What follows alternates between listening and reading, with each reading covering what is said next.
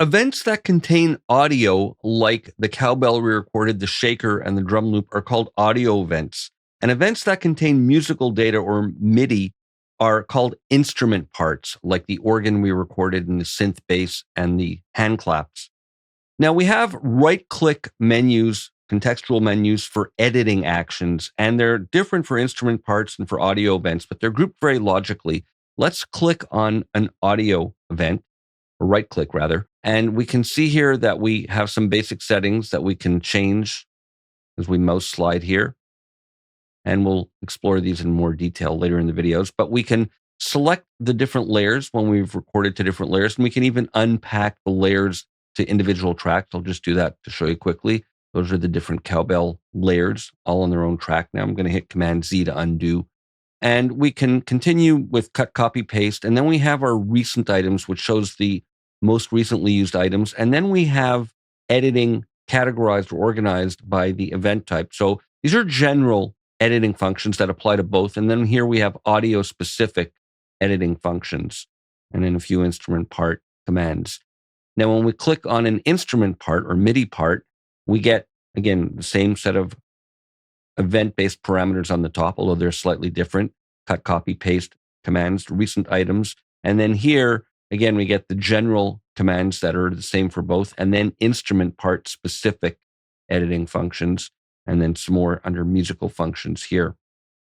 Now, fundamental to all editing that we do in this arrange view or in the editors is the notion of the grid. Now, we've spoken about that, where the grid is divided up into bars, beats, and then subdivisions. And we can have editing actions like moving or pasting or lengthening or shortening or dragging conform to grid increments. And that's based on snap to grid that we have over here. So we can turn snap to grid on or off with this button. And the shortcut for that is N. That's simple to remember.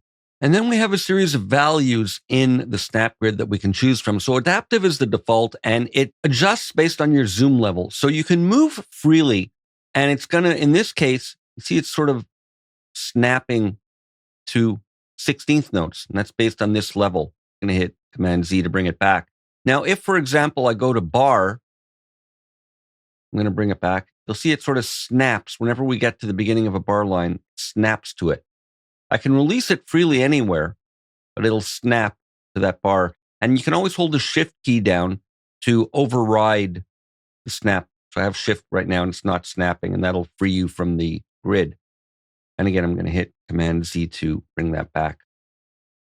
And we have further settings here. We can have it conform to the value we have in quantize, which in this case is the same as the adaptive mode at this zoom level.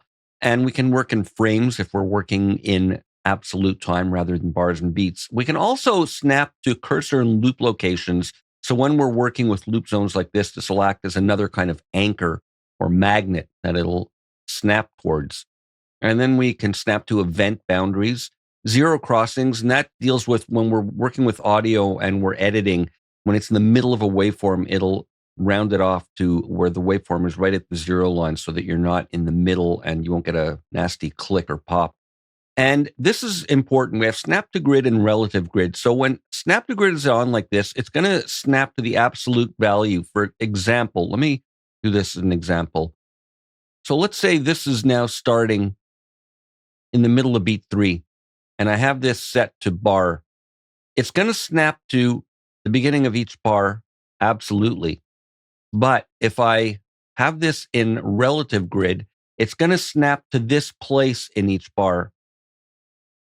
There, you see it's snapping to that offbeat of 3. So it's relative to where you are, in this case, in the bar. It preserves the offset, which is very useful when you're dealing with music and specifically audio recordings that might not conform to specific bar boundaries. You can move them freely with the confidence that they'll maintain their offset in relation to the beat or whatever value you have set here. I'm going to leave that off for the moment, though. And I want to look at some basic zooming. We've been working just in one kind of view here, but we can use the W and E keys to zoom horizontally in and out. And then we can use Shift W and Shift E to zoom vertically and get things wider like that.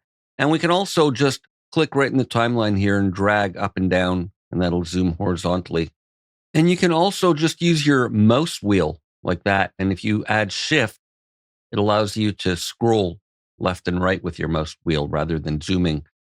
So mouse wheel to zoom, add shift to scroll, and you got lots of easy navigation. And just because we're up here looking at this loop marker, this is set to snap to bar. So this as well is going to now snap to bar increments. But I want to show you a nice little command. If you option click here, it'll snap the right boundary to wherever it is that you're clicking at. And if you hold down the command key, it'll snap the left boundary. So it's an easy way to quickly set your loop point. I'm just going to hit / to turn it off. And finally, there's a couple of zoom modes here, some preset zoom sizes. We have normal, there's medium, large. So they're just some preset zoom levels that you can jump to like that. And then from here, we have a slider for zooming like that. But I prefer using the key commands W, E, and then Shift W and Shift E are the basics. I'll see you for more in the next video.